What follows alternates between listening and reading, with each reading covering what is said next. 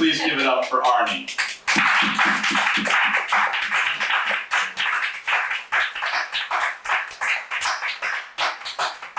I normally do retros. I have retros here. People will remember that. And they've been trying to forget it for years. This is a poem. I have 3 tonight. This is a poem, Fin de siècle. Veterans of love's steep Everest remember when fear meant nothing on top of the world. It was May in high summer, never September. Louder. Devolution has left loneliness and fire. Who right-minded dares full tilt desire?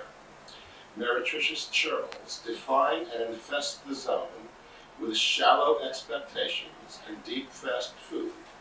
Hypocrite swain courts muffy supine by foe. Existence churns in loneliness and fire, and the poor in spirit shun full tilt desire.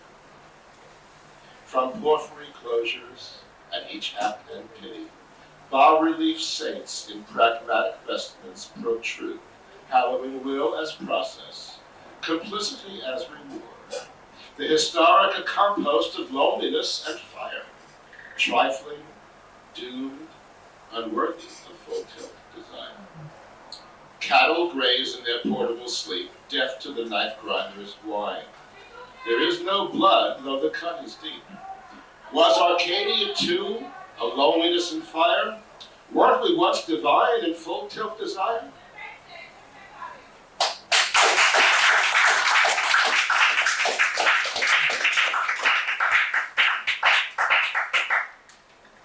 This is entitled Revival Meeting, and it's subtitled November 1980.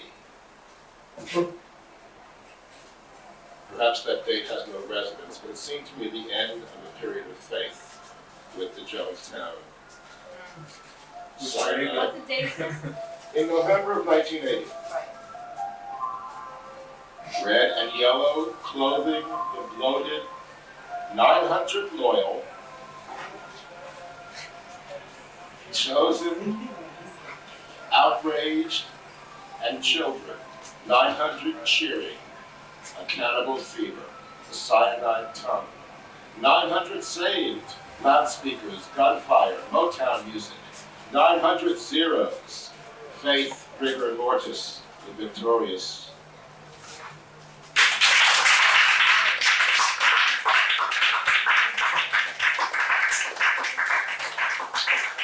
And this is for July 4th.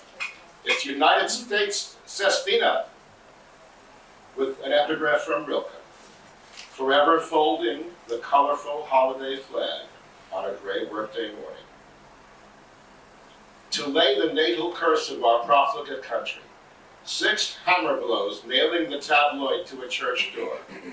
Never again the Roundheads and Miss Grundy to blame, or to simper of Darwin and Freud as the way we escape the willed sobriety and loneliness of autonomy. That single stroke, bad news by the lutein bell, which tolls within us though we slam the door, find countless fads and consumer velleities worth blame, in large faults of soul and sore marriages each escape, none to the other's concessions, which, gutting autonomy, leaves a ringing shell, empty, hollow, ding-dong bell, where once de novo, this was Walt Whitman's country. Since then our fashion has been to fasten blame. Thoreau could live on a 10-penny nail and escape the national nightmare, demanding we resign autonomy, to echo the cracked anthem of the Liberty Bell, in chorus of the ants and aphids, 'tis my country, whose stacked guns and money now bar every door. Prudence takes the pejorative case of escape. If a toy's keen surgical edge can cure autonomy, if the boy who cried wolf is bowling the bell, and if riches think poverty the crime of the country, locks make us honest. Thus 2 or 3 trust your door, behind which, upon intimates, you unleash the blame. The light shy look twice, but don't peep. Autonomy terrifies. Still far from the brink, Pavlov's alarm bell conditions inhabitants in the shape of the country, inscribing open sesame for some on the vault's door, stamping factory reject on the usual suspects to blame. In a time one's exact due never was easier to escape. Shh.